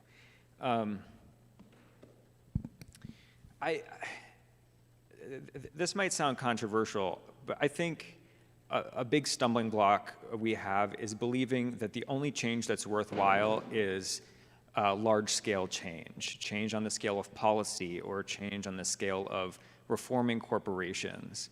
I came to Chicago after a little bit of time community organizing in New York City. And the organization that I was a part of was doing some pretty high-level organizing around policy change in New York State.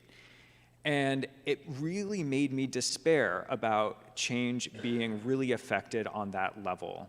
I think we have a lot to learn. I'm gonna make a stretch and assume that the majority of people here vote blue.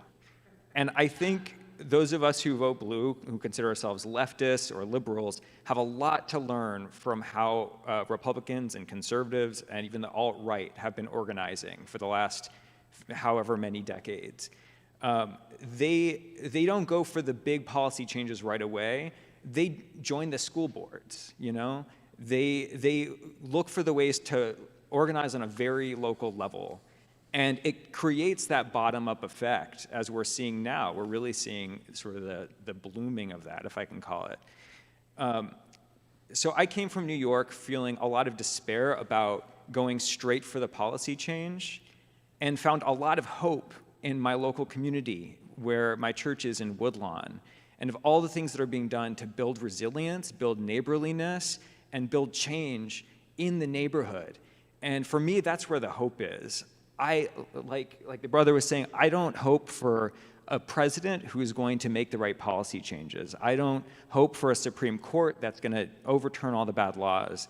I hope for my neighbors, and I hope for my community, and I hope for my city that we can pull together and do what needs to be done to organize our city to be a beacon of what is possible. Instead of getting mired down and trying to change the systems, change the policy, which I really think it's a fly trap. You get stuck in just sort of the discouragement and myopia of trying to change the systems when the real change, like has been said, comes internally, comes in relationship.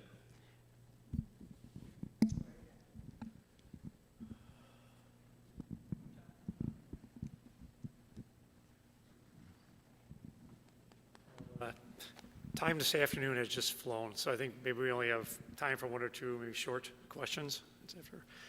So I have a real short one here, because this is an Interfaith Climate Summit.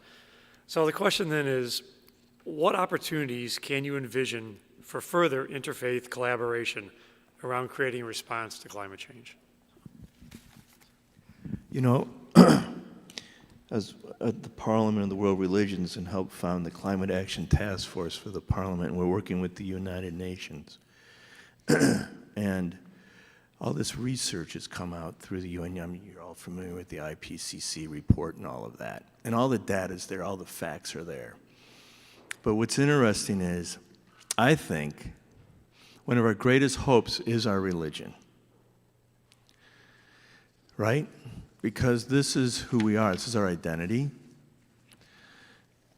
And we put forward the moral imperative to do something. And so, just a little plug on that, if you go on the Parliament website, we published a book last year, Faith for Earth, A Call for Action. And it also references the Fifth Directive in the Parliament. So it goes through and has all these different traditions and about what we teach, our teachings are, our traditions, and it brings it together. So it's a form of dialogue. And this is an example of what we're doing today is part of the solution. I think you were saying it, right, sister? The answer is to have a conversation. Last year I was working with the U.S. Bishops' Conference, and we published with CADEO and the Catholic Climate Covenant, Ecumenical and Interreligious Guidebook for Care for a Common Home. And this was given to every bishop in the United States when they met, right? So they can bring that back to their diocese. So each of our traditions, individually, and as well as collectively, need to be in solidarity and united in this most urgent matter. And I just have to say it's an honor and a privilege to be with you, to be on this journey together, and I look forward to continuing working together on that.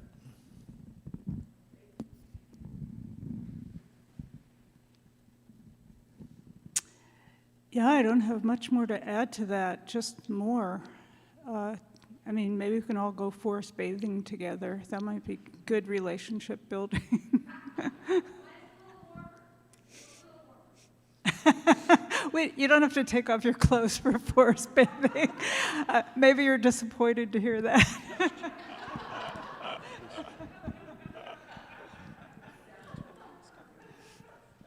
I think these conversations are really powerful, but I think the most powerful part of them is their ability to transform into action, of actually bringing our communities together and recognizing that we have collective power, not only in the changes that we can make within our communities, but by coming together to be voices for change. And so I'm excited by this conversation, but even more so, I'm excited about what we might do together as a result of this conversation.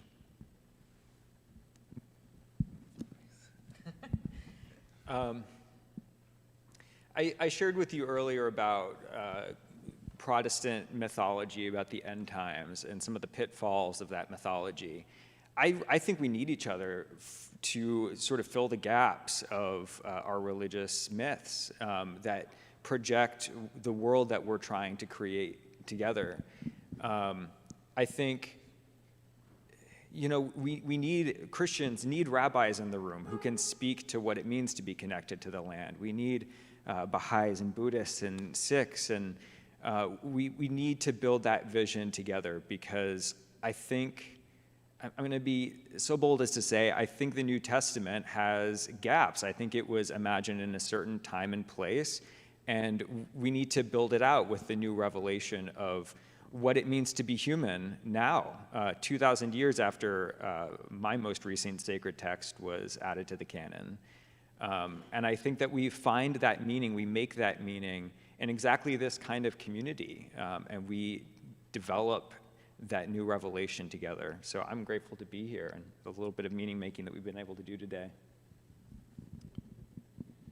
Yeah, in addition to everything that my fellow panelists shared, I think further interfaith collaboration on this topic, I can imagine it looking like us taking some of the different points that were shared and looking at them maybe more in depth.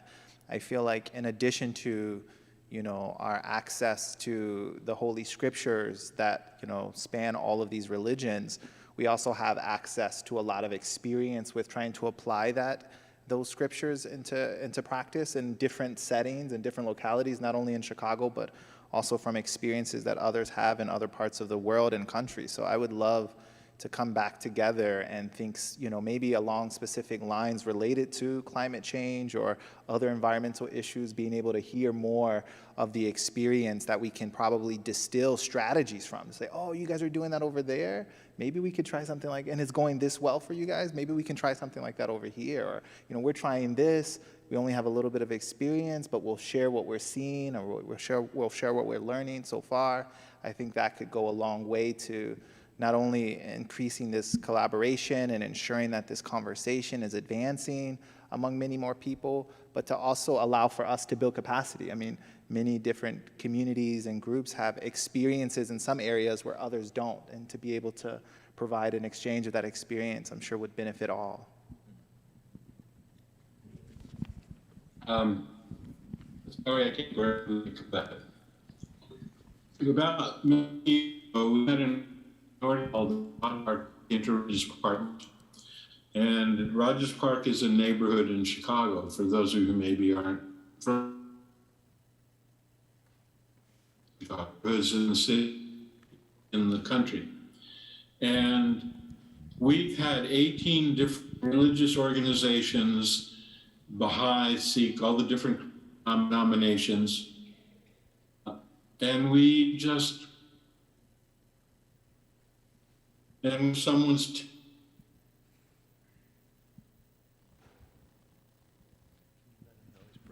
You're breaking up.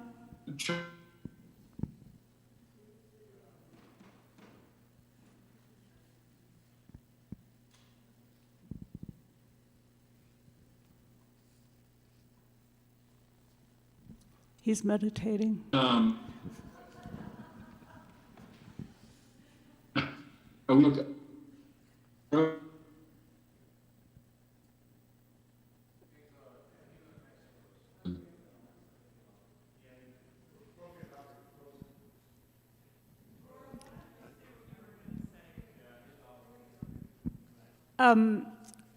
While we're waiting, I thought of another answer while other people were saying their other wonderful ideas.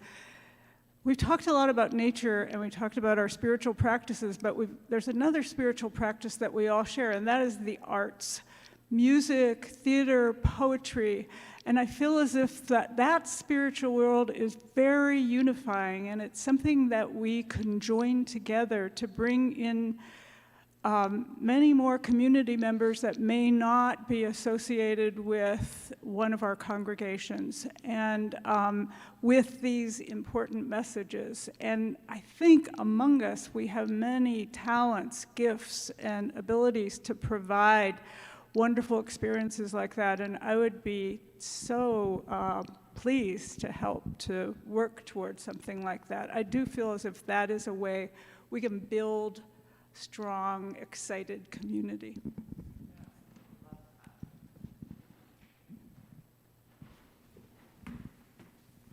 Thank you for that. I think we're at time just about. So I wanted to once again thank all of you for your wisdom, and to remind all of you gathered here that each of us has that wisdom within us, right?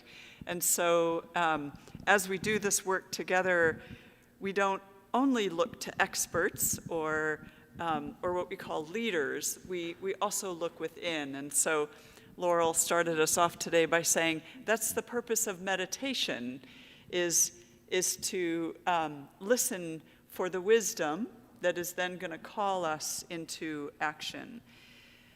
So I want to say a couple of things, and Jeanette, get ready to come on up and give us like a 1-minute spiel on forest bathing. Part of what I'm hearing today is a reminder that it's not all binary.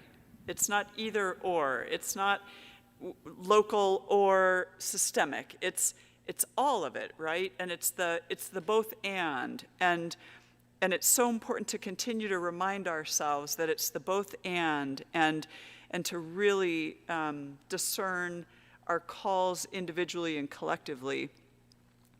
I also want to say that there is something we could try to do together. So just as like a first attempt, if you will. And one of those things would be to mount a Ban the Bottle campaign here in Chicago. Chicago is an enormous city. I came from a church in Oakland, California that in and of itself started a Ban the Bottle campaign in Oakland and was ultimately successful. And what that means is they were able to ban, so the city of Oakland, in their case, agreed to ban all single plastic use bottles in everything that they owned in the city. So imagine that. I mean, that's huge. So we could, as a collective, if we wanted to, try something together. We could mount a Ban the Bottle campaign within the city of Chicago. And, you know, again, is it the priority? Who knows? Is it going to change the system? Who knows? But it would be something we could do together, just as a little idea to throw out there.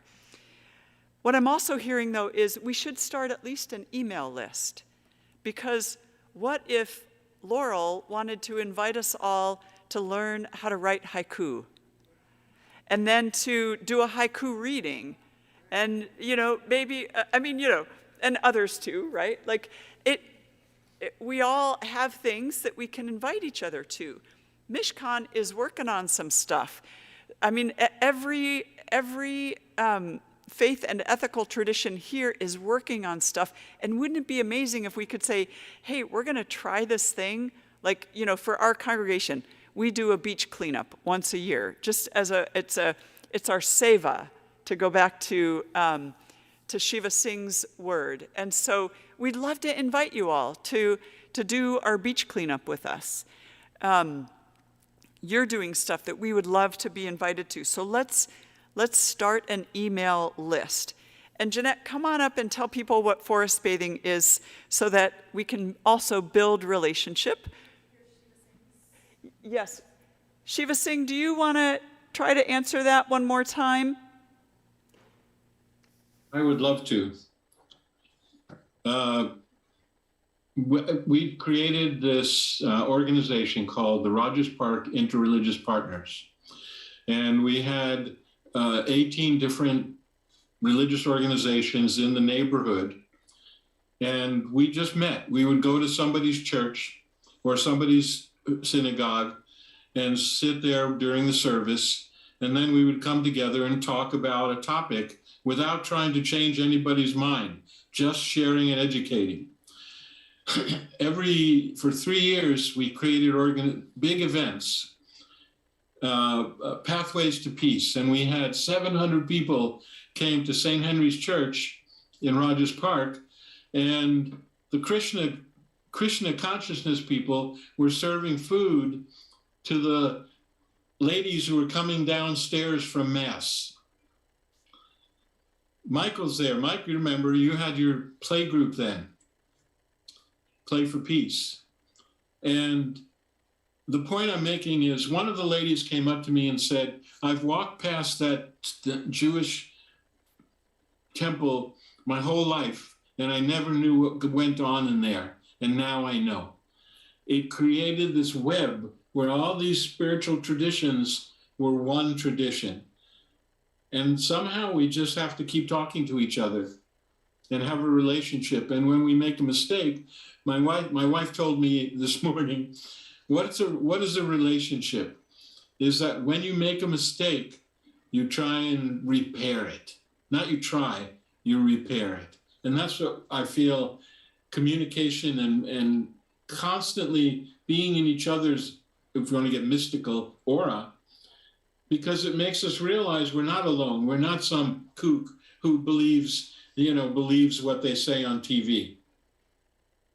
So, who falls for it. So we have just community.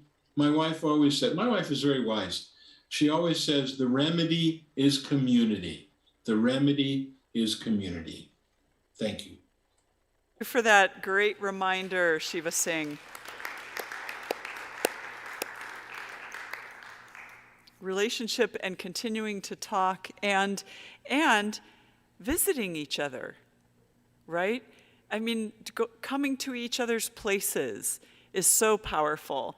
I know Jeanette and I have both been to Mishkan many times and have enjoyed the service so much, and would love to get to all of the others as well. So make that a priority, if you will. Jeanette, come on up and say a quick word about forest bathing with clothes on. Some people hear forced bathing, but it's forest bathing. And you can do it at any season. You just need the proper clothing for the season. It is slow, deliberate, intentional time in nature. Connecting with nature, connecting with the natural environment, connecting with the more than human world. So it's nurturing relationship. It's being in community with each other, the divine, and the trees. So I facilitate forest bathing as an act of justice in Chicago, and would love for any of y'all and anyone who you think might want to come and do it. I'll do it several times over the next year, starting around Earth Day. Thanks. Great.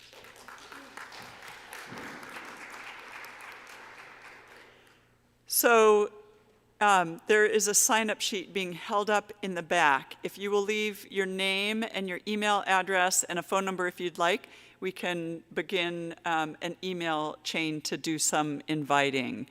And before we end today, again, I think we owe our gratitude to John Lee, who has done a great amount of work on this. To each of our panelists who have been phenomenal.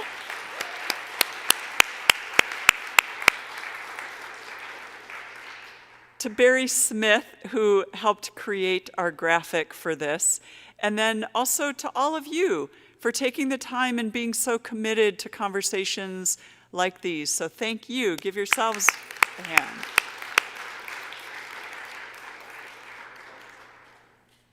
Yeah, come on up. So thank you, and John's going to say one more thing. And this video will be on the YouTube channel for Lincoln Park Presbyterian Church, Chicago. You have to do Chicago or you're going to get someplace in Michigan. And you can share this video with others. So make it a point of conversation, if you will. Come on up, John. Chungers, do you know how many were on the live stream? 10. Okay. Total we had, there was like 30 some, right? Overall. It's okay, word to mouth, it'll get out there. Yeah. Okay. Go ahead. Yeah. Well, I just wanted to say, just thank everybody here for giving us an incredible afternoon. It's been very informative. We've learned more about traditions and that. And just to echo Reverend Beth for a minute, I hope this is not the only time that there's a collaboration here. I hope this is the start of potential future collaborations. And again, just thank you everybody for being here.